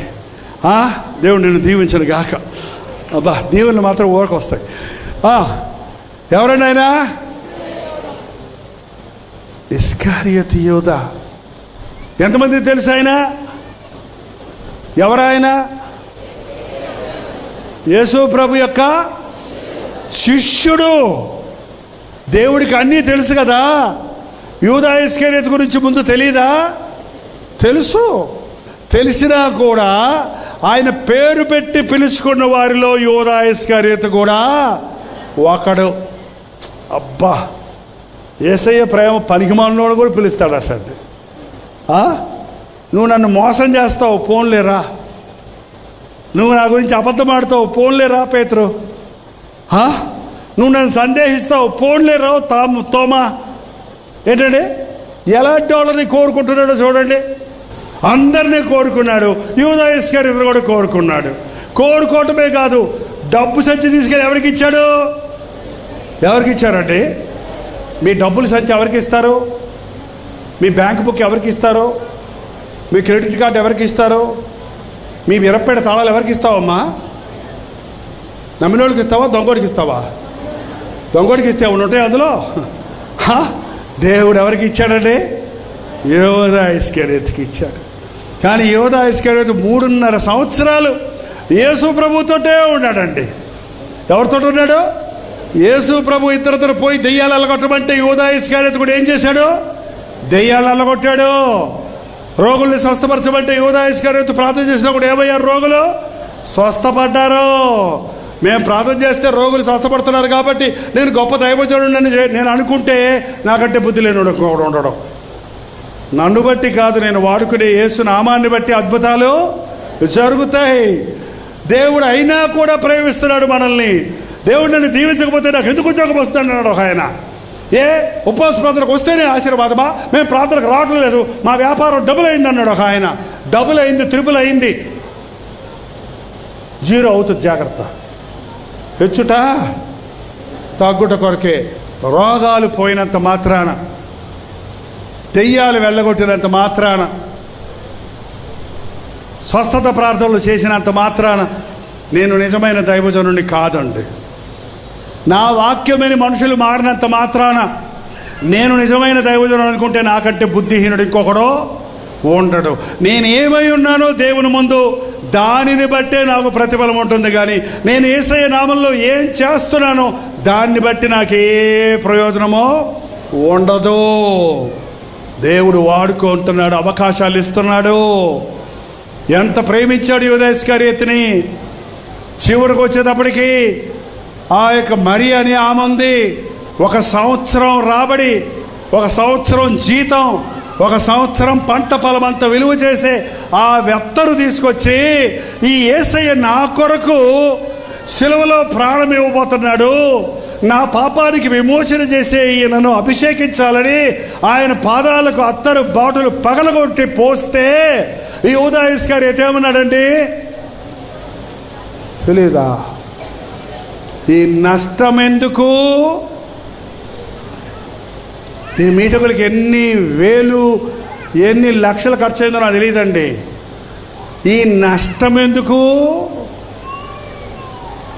ఇన్ని లైట్లు ఎందుకు? ఇంత ఎయిర్పోర్ట్లు ఎందుకు? యేసయ్య కొరకు చేసిందేమో నష్టం. కుర్రోడు పెళ్లి చేయడానికి ఎంత పెడతామమ్మా? బ్యాండ్ మేళం పెట్టి పెళ్లి చేయటానికి అప్పు చేసి ఆ పెళ్లి కూతురు పెళ్లి కొడుకు బతినంతకాలం అప్పు తీర్చుకుంటారా అని చెప్తున్నారట. అది నష్టం కాదు. యేసు ప్రభు గారికి ఏదైనా చేస్తే ఏమంటారు? దాన్ని నష్టం. అందరూ ఆనందిస్తున్నారండి యేసు ప్రభు పాదాలు పట్టుకొని. ఈయన మాత్రం సణుక్కుంట కూర్చున్నాడు. ఇది అమ్మి పేదలకు అవ్వచ్చు కదా. పేదల మీద ఆశ కలిగి కాదంట. దేనికోసం? వాడు దొంగ ఉండి దేవుని సొమ్ము దొంగిలిస్తూ ఉన్నందున ఇంకెట్టాగా యేసు ప్రభు దగ్గర డబ్బులు రావట్లేదు. ఏం చేశాడు తెలుసండి? చివరికి ఎవరి నమ్మకానికి పెట్టుకున్నాడు? అబ్బా అబ్బా అబ్బా అబ్బా అబ్బా, ఇంతకంటే ఘోరమైన పాపం ఏమవుతుందా? యేసయ్యని అప్పగిస్తే నాకు ఎంత ఇస్తావని బేరం ఆడుకున్నాడు. 30 వెండి నాణాల కొరకు యేసు ప్రభుని ఏం చేశాడండి? గురువుని అమ్మేసుకున్నాడు, ప్రభువుని అమ్మేసుకున్నాడు. ఇవాళ ఎంతమంది లోకంలో డబ్బుల కోసం, అధికారాల కోసం, ఆధిపత్యాల కోసం యేసయ్యను అమ్మేసుకుంటున్నారు. యేసయ్య నామం అడ్డం పెట్టుకొని డబ్బులు సంపాదించుకునే వారిగా ఉన్నారు. ఆత్మలను సంపాదిస్తామని మనుషులను అడ్డం పెట్టుకొని దోచుకునే వారిగా ఉన్నారు. అయ్యో వారికి శ్రమ. 50 సంవత్సరాల సేవలో మనుషుల ద్వారా ఏం సంపాదించుకోవాలనే ఆశ నాకు ఎప్పుడు రాలేదండి. ఇంకా చచ్చే వరకు రాకుండా ఉండడానికి నాకు ప్రార్థన చేయండి నా కోసం. అంతవరకు నమ్మకంగా ఉండాలి. ఇవాళ సౌటికి ఉంటే సరిపోదు. ఆత్మలు రక్షించబడాలి. క్రీస్తు ప్రేమ మమ్మల్ని బలవంతం చేస్తుంది. పో, నా ప్రేమను గురించి ప్రజలకు చెప్పు. జీవితాలు పాడు చేసుకుంటున్నారు. వ్యభిచారులుగా, తాగుబోతులుగా, సమాధానం లేని వారిగా, డబ్బెట్ట పరిగెడుతూ, లోకబెట్ట పరిగెడుతూ, సాతాను చేతుల్లో నలిగిపోతూ కృంగిపోతున్న మనుషులకి ప్రేమ సువార్తను ప్రకటించు, సమాధాన సందేశాన్ని అందించు, ప్రజల దగ్గరకు నడిపించు అని యేసయ్య సిలువలో వేలాడుతూ ఈరోజు కూడా మనకు చెబుతూ ఉన్నాడండి. క్రీస్తు ప్రేమ మమ్మల్ని బలవంతం చేస్తుంది. డబ్బును ప్రేమించేవాడు దేవుణ్ణి ప్రేమించలేడు. చెప్పండి. ఈ లోకంలో అన్ని పాపాల కంటే వ్యభిచారము, తాగుడు, దొంగతనము, మోసము ఏంటంటో చెప్తారు. అన్నిటికంటే ధనాపేక్ష సమస్తమైన కీడుకు మూలము. కొందరు దాన్ని అపేక్షించి తమను తాము ఛేదించుకున్నారు. ఎవడను దేవునికి నీ సిరికిని దాసులుగా ఉండనేరరు. ఎంత హీనాతిహీనమైన స్థితికి యూదా ఇస్కరియోతును తీసుకొని వెళ్ళిందో ధనాశ చూడండి. 30 వెండి నాణాలకు అమ్ముకున్నాడు. ఆ రాత్రి గెత్సెమనే తోటలోకి వచ్చాడు. నేను యూదా ఇస్కరియోతు గురించి చెప్పదలుచుకోవాలా, యేసుప్రభుని గురించి చెప్తున్నా. యేసుప్రభువు తెలుసు, ముద్దు పెట్టుకొని అప్పగిస్తానికి వచ్చాడని తెలుసు. వచ్చి ముద్దు పెట్టుకున్నాడండి. ఇలాగే లెమ్మగా కొట్టాడు యేసయ్య. ఏంటండి, మీకు ద్రోహం చేసిన వాళ్ళు మీ ముందుకు వస్తే మీరు తట్టుకోగలరా? కొత్తలు ఆడిపోతుంటుంది మనకి కదా. కానీ యేసయ్య అన్నాడు, క్షమించాడు. ముద్దు పెట్టుకుంటే స్నేహితుడా, ద్రోహి అనలేదు. ఏమన్నాడు? స్నేహితుడా. ఏంటండి, ఈ రోజున మనలో చాలామంది మీ దేవుడిని చాలా దుఃఖపరుస్తున్నాం, కానీ దేవుడు మనల్ని ద్రోహి అంటలేదు, పోరా అంటలేదండి. పో అన్నాడంటే దేవుడు ఇంకా మనకు దిక్కు గతి కౌగులించుకోవడానికి ఒక్కడే ఉన్నాడు. ఎవడన్నాడు? అపవాది. వాడితో పాటు అగ్ని గంధకముల మన గుండంలోని తీసుకుని వెళ్తాడు. ఈరోజు యేసయ్య అంటున్నాడు, రా, నువ్వు ఎంతలాంటి వాడివైనా రా, పర్వాలేదు, నీకు క్షమిస్తాను నేను. నువ్వు మోసగాడివా, అబద్ధికుడివా, వ్యభిచారువా, దొంగవా, మూఢభక్తురాలువా, దొంగభక్తురాలువా, అబద్ధికురాలువా, ఎవరైనా సరే నా ఎద్దుకు వచ్చేవారు నేను ఎంత మాత్రమో తోసివేయను. ఓర్చుకునే ప్రేమ, క్షమించే ప్రేమ, పట్టుకునే ప్రేమ, హత్తుకునే ప్రేమ నా యేసయ్య ప్రేమ. హల్లెలూయా. యేసయ్య ప్రేమ నాకు తెలిసింది అన్నవాళ్ళు హల్లెలూయా చెప్పండి. హల్లెలూయా చెప్పిన వాళ్ళందరూ నిలబడండి. ఈరోజు మీ జీవితాన్ని ఆయనకి అప్పగించండి. ఈరోజు మీ జీవితాన్ని ప్రభువుకి అప్పగించండి. ఎన్నోసార్లు యేసయ్య మాటలు వింటున్నావు, నీ హృదయాన్ని ఆయనకి ఇవ్వటంలా, నీ జీవితాన్ని ఆయనకి ఇవ్వటం లేదు. ఈ రాత్రి నీ జీవితంలో చివరి రాత్రి అయితే, నిజంగా ఒకవేళ ఈ రాత్రి నువ్వు మరణిస్తే పరలోకంలో ఉంటావా? అయ్యా, నాకు అనుమానంగా ఉందయ్యా, నాకు సందేహంగా ఉందయ్యా, నన్ను క్షమించేసయ్యా. ఇదిగో ఈ దాచబడిన పాపాన్ని ఒప్పుకుంటున్నా. ఇదిగో నేను మనస్సాక్షి దోషారోపణ చేసే ఈ తప్పును ఒప్పుకుంటున్నా. ఈ లోకంలో నీలో ఎవరు క్షమించడు. ఈ లోకంలో ఎవరు నన్ను ప్రేమిస్తలేదు. ఈ లోకంలో ఎవరు నన్ను ఆదరిస్తలేదు. ఈ లోకంలో నాకు ఎవరు కష్టాలు తీర్చడం లేదు. నా కష్టాన్ని తీర్చేవాడివి నీవే కదా, నా పాపాలు క్షమించేవాడివి నీవే కదా, నన్ను ఓర్చుకునేవాడివి నీవే కదా. ద్రోహిని కూడా ప్రేమించే దేవుడువా, పాపిని కూడా చేరదీసే ప్రభువా. యేసయ్య నువ్వు కావాలయ్యా. నువ్వు లేకుండా నేను లోకంలో బ్రతకలేదయ్యా. నన్ను ప్రేమించి నా కొరకు శిలువలో యాగమైన యేసయ్య, నీ వైపే చూస్తున్నానయ్యా. నా నిందను భరించావు, నా అవమానాన్ని భరించావు, నా శిక్షను భరించావు. నమ్ముచున్నానయ్యా. నేను మరణించవలసిన స్థలములో నీవు నా కొరకే మరణించావని హృదయపూర్వకంగా నమ్ముతున్నాను యేసయ్య. ఇంకా పాపము జోలికి నేను పోనయ్యా. ఇక నీ కొరకే నేను బ్రతుకుతానయ్యా. ఆయన దేవుడితో ఒక ఒప్పందం చేసుకోండి. ఎంతకాలం రెండు పడవల మీద కాలు వేస్తాం? ఎంతకాలం మీరు 2 తలపుల మధ్య తడబడుతున్నారు? దేవుడు యేసు ప్రభు దేవుడైతే అని నమ్మండి. లోకం కావాలంటే లోకంలోనికి పొండి. వెచ్చగా అయినా ఉండు, చల్లగా అయినా ఉండు, నిలువెచ్చగా ఉంటే ఒమ్మేస్తానన్నాడు ప్రభు. ఎంతకాలం ఆచార భక్తి, ఎంతకాలం పై భక్తి? ప్రభువా, నా జీవితం నీకు అప్పగించుకుంటున్నానయ్యా. దొంగ భక్తి నాకు వద్దయ్యా, ఆచార భక్తి నాకు వద్దయ్యా. ఎవరు ఏమన్నా, ఏది ఏమైనా యేసయ్యే నా దేవుడని నేను ఒప్పుకోవడానికి సిగ్గుపడదయ్యా. అయ్యా, నా కొరకే కదా నీవు శిలువలో ప్రారంభించావు, నా అవమానాన్ని భరించావు, నా శిక్షను భరించావు. నేనెంతగా నిన్ను విసిగిస్తున్నా, నేనెంతగా నిన్ను బాధపడుతున్నా, నన్ను ఇంకా ప్రేమిస్తున్నావే యేసయ్యా. ఈ ప్రేమ నాకు అర్థం కావటం లేదయ్యా. ఎన్నిసార్లు నీ మాట వినలేదయ్యా, ఎన్నిసార్లు నా ఇష్టానుసారిగా బతికారయ్యా. ఇంకా నాకు ఒక అవకాశం ఇచ్చావే. ఇదిగో నీ పాదాలు పట్టుకుంటున్నానయ్యా. నోరు తెరిచి ప్రభుత్వం చెప్పండి, ఇది చివరి అవకాశం, ఇదే అనుకూలమైన సమయం, ఇదే రక్షణ దినం. ఇంత గొప్ప రక్షణ నిర్లక్ష్యము చేసిన నీవెలా తప్పించుకుంటావు? అగ్నిగుండాన్ని తప్పించుకోలేవు. అహర్నిశలు అల్లాడే అగ్ని గంధకములతో మండే గుండములకు పోకుండా ఈ రాత్రి దేవుడు తన చేయి చాచి నిన్ను లేవనెత్తాలని, నిన్ను హత్తుకోవాలని, నిన్ను కౌగిలించుకోవాలని, నిన్ను ఆయన రాజ్య వారసునిగా చేసుకోవాలని ఆశపడుతూ ఉన్నాడు. నీ చేయి ఎత్తి ప్రభువా నన్ను పట్టుకో అయ్యా, నేను జారిపోతున్నానయ్యా, నేను పడిపోతున్నానయ్యా, నేను తప్పిపోతున్నానయ్యా, అయ్యా నిన్ను నమ్ముకున్నానంటున్నాయి కానీ లోకానికి లొంగిపోతున్నానయ్యా, ధనాపేక్ష నన్ను పట్టి పీడిస్తుందయ్యా, లోకాశలు నన్ను ఆకర్షిస్తున్నాయ్యా.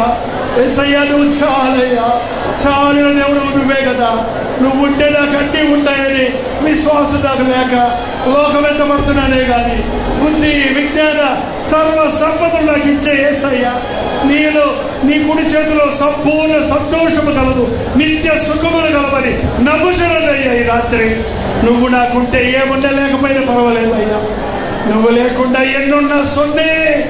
నమ్ముతున్నానయ్యా, నన్ను విడిచిపెట్టొద్దయ్యా, నన్ను తోసేయొద్దయ్యా, నన్ను క్షమించేసయ్యా. ప్రతి ఒక్కరు నోరు తెచ్చి ప్రభుత్వం చెప్పండి, ప్రతి ఒక్కరు నోరు తెచ్చి ప్రభుత్వం చెప్పండి. దేవుడు నిన్ను కోరుకున్నాడు ఈ రాత్రి, దేవుడు నిన్ను ఏర్పరచుకున్నాడు ఈ రాత్రి, దేవుడే నిన్ను పిలుచుకున్నాడు ఈ రాత్రి. నువ్వు మంచివాడివి కాదని తెలుసు, నువ్వు మంచిదానివి కాదని తెలుసు, నువ్వు యేసయ్యను బాధపడుతున్నావు అని తెలుసు, అయినా నిన్ను ప్రేమిస్తున్నాడు యేసయ్య, నిన్ను ప్రేమిస్తున్నాడు యేసయ్య, నీ కొరకు ప్రారంభించిన యేసయ్య తండ్రి కుడి పార్శ్వమున కూర్చొని ఈ రాత్రి విజ్ఞాపన చేస్తున్నాడు. అయ్యో ఈ ఆత్మలు నరకానికి పోనివద్దు, అయ్యా ఈ ఆత్మను విడిచిపెట్టొద్దు, అయ్యా ఈ వ్యక్తి కోసం నేను ప్రారంభించాలని తండ్రి కుడి పార్శ్వమున మన కొరకు విజ్ఞాపన చేస్తున్నాడు. యేసయ్యా నాకు ఈ లోకం వద్దయ్యా, ఈ పాపం వద్దయ్యా, నీవు కావాలేసయ్యా. నోరు తెచ్చి ప్రభుత్వం చెప్పండి, ప్రతి ఒక్కరు నోరు తెచ్చి ప్రభుత్వం చెప్పండి.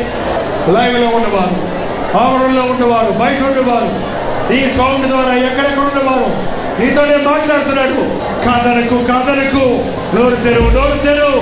దేవా దేవా దేవా నాకు సహాయం చేయమని నోరు తెరవండి, దేవుడు మనం ఆలకిస్తాడు. నేను సందేహించనయ్యా, నేను సంశయించనయ్యా, నేను నమ్ముచున్నానయ్యా, నాకు అపనమ్మకం లేకుండా సహాయం చేయయ్యా. ఎలా వచ్చానో కానీ కొత్త సృష్టిగా మార్చబడి ఇంటికి వెళ్ళాలయ్యా. శాపాలతో వచ్చానయ్యా, లోటులతో వచ్చానయ్యా, రోగాలతో వచ్చానయ్యా, సమస్యలతో వచ్చానయ్యా, రుణభారంతో వచ్చానయ్యా, అవమానాలతో వచ్చానయ్యా, నిందలతో వచ్చానయ్యా, పోరాటాలతో వచ్చానయ్యా, కరువులో వచ్చానయ్యా. అయ్యా నన్ను ఆశీర్వదించేసయ్యా, దీవులతో పంపించయ్యా, విడుదల దయచేయమని ఆయన, సమస్యల నుంచి విడిపించయ్యా, స్వస్థపరచుదేవా, నా శరీరంలో ఆరోగ్యము దయచేయి, నా కుటుంబాన్ని దీవించు, నా బ్రతుకుని ఆశీర్వదించు. ప్రతి ఒక్కరు నోరు తెరిచి చెప్పండి.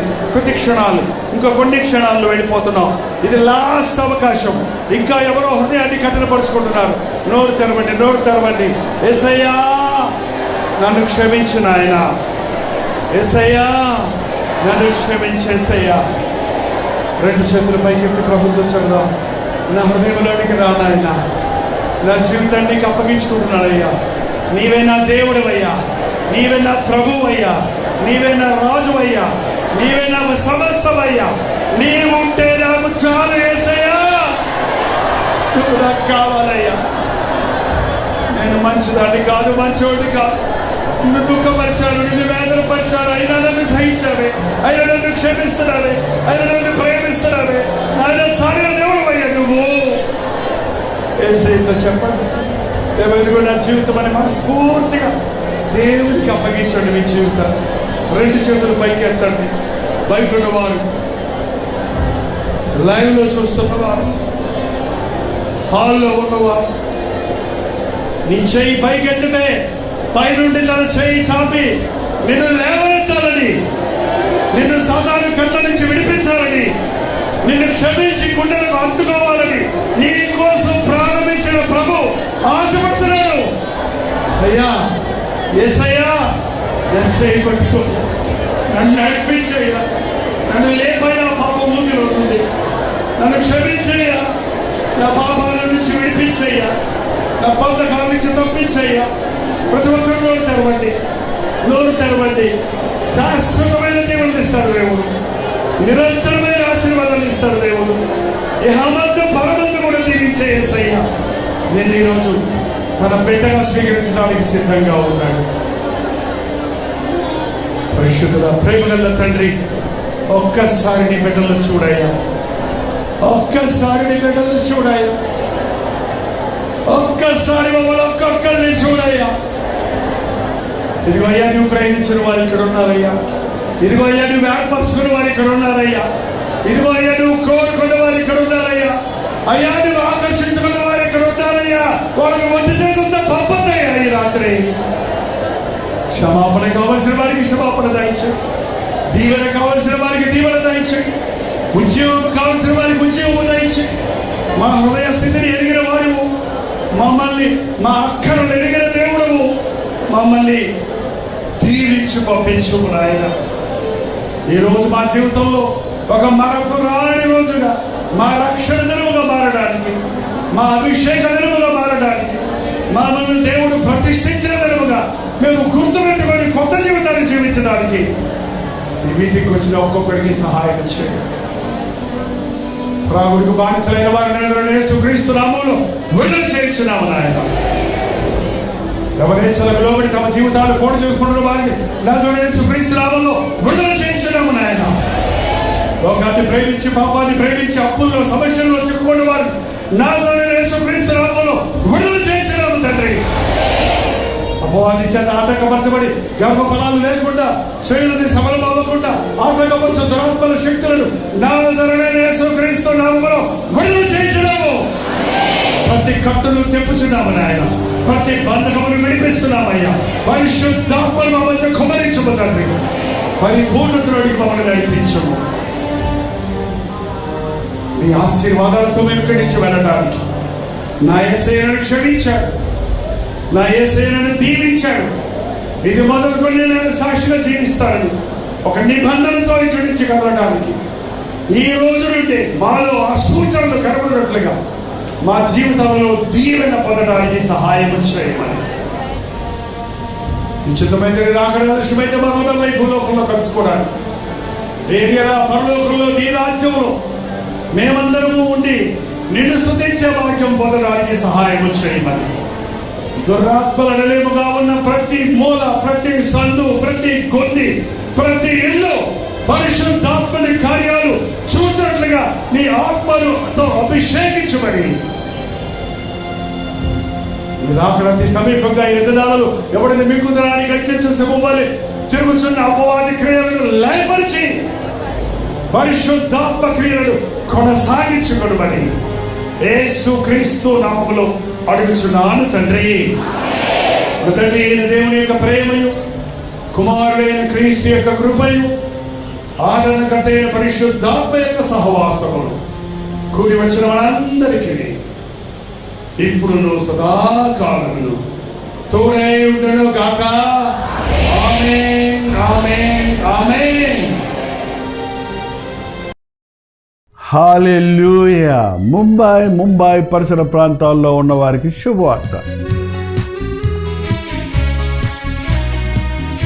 ప్రభుత్వమైతే ఏప్రిల్ 14వ తారీఖున ధారావిలోను, అలాగే ఏప్రిల్ 15వ తారీఖున గోరెగాన్లోను 2 స్థలాల్లో 2 ఈవినింగ్ గెట్ టుగెదర్స్ను ఏర్పాటు చేస్తున్నాం.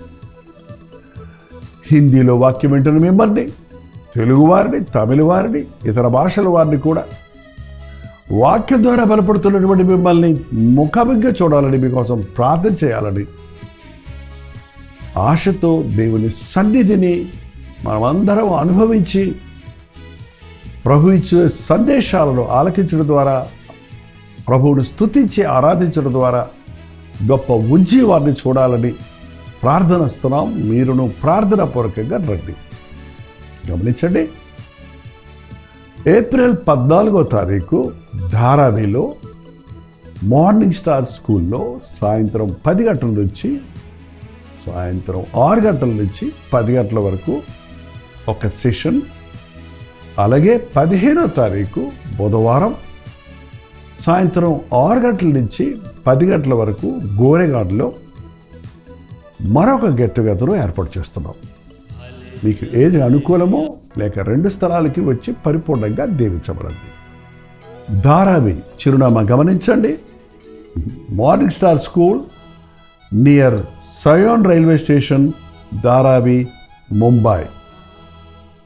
ఏప్రిల్ 14వ తారీఖు సాయంత్రం 6 గంటల నుంచి 10 గంటల వరకు. ఇంకా ఈ విషయమై వివరాలు కావాలంటే క్యూఆర్ కోడ్ స్కాన్ చేసుకోండి, లేక ఈ నెంబర్కి మీరు కాల్ చేసి వివరాలు తెలుసుకోండి. అలాగే ఏప్రిల్ 15వ తారీఖు గోరేగాన్లో మహారాష్ట్ర విద్యా హాల్, మోతీలాల్ నగర్, గోరేగాన్ వెస్ట్, ముంబై. సాయంత్రం 6 గంటల నుంచి 10 గంటల వరకు మాత్రమే రండి. ముఖాముఖిగా మీరు చూడటానికి, మీకోసం ప్రార్థించడానికి అవకాశాన్ని కలుగజేయండి. ఈ 2 రోజుల గెట్ టుగెదర్లు ఏర్పాటు చేస్తున్నాం. ఈ విషయాలు గుర్తుపెట్టుకోండి. రండి, మీ స్నేహితుల్ని, బంధువుల్ని అందరినీ ఆహ్వానించండి. అత్యధికమైన దీవెనలు పొందండి. తప్పకొస్తారు కదా.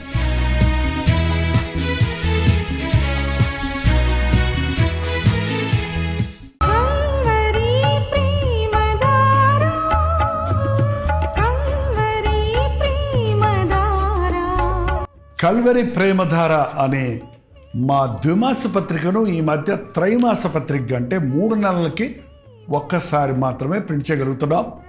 మరి గత 40 సంవత్సరాల పైబడి కొనసాగుతున్న ఈ పత్రికను ఆపు చేయటం ఇష్టం లేక దీన్ని త్రైమాస పత్రికగా మార్చున్నాం. మీరు కల్వరి ప్రేమధార పత్రికను చదువుతున్నారా? ఒక ఉచిత పత్రిక కావాలంటే ఇవ్వాలే మీ పేరు, చిరునామా, అడ్రస్తో పాటు ఇంటి నెంబర్తో పాటు క్లియర్గా పంపించండి. తప్పకుండా ఒక ఉచిత పత్రికను మీకు పంపిస్తాం.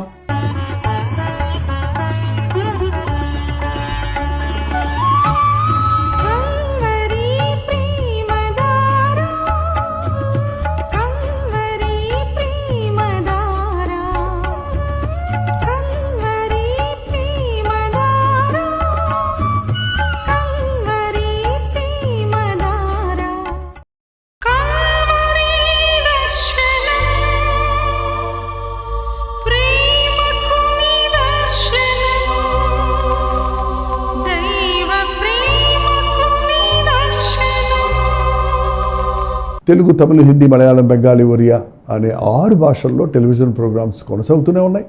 భారభరితమైన పరిచయంలో మీరు సహకరించాలని ఆశిస్తే, ప్రభు మిమ్మల్ని ప్రేరేపిస్తే మీ విరాళాలు, కానుకలు పంపించవచ్చు. అవి నేరుగా టీవీ ఛానల్స్కి వెళ్తాయి. అందులో ఏది మేము మా సొంత ఖర్చుల కొరకు ముట్టుకోవట్లేదు, వేరే పరిచయ కొరకు ముట్టుకోవట్లేదు. టెలివిజన్ పరిచయలో ఇంకా సువార్త వినని వారికి అది అందించాలని ఆశతో ఒక 20 సంవత్సరాలుగా కొనసాగుతున్న పరిచయం కొరకు ప్రార్థించండి. మీ సహకారాన్ని అందించండి. ఈ విషయం మీకు ఇంకా వివరాలు కావాలంటే 89393939 అనే నెంబర్కి మార్నింగ్ 10 నుంచి ఈవినింగ్ 10 లోపల మీరు ఫోన్ చేయండి. వివరాలు మీకు తెలియజేస్తాను.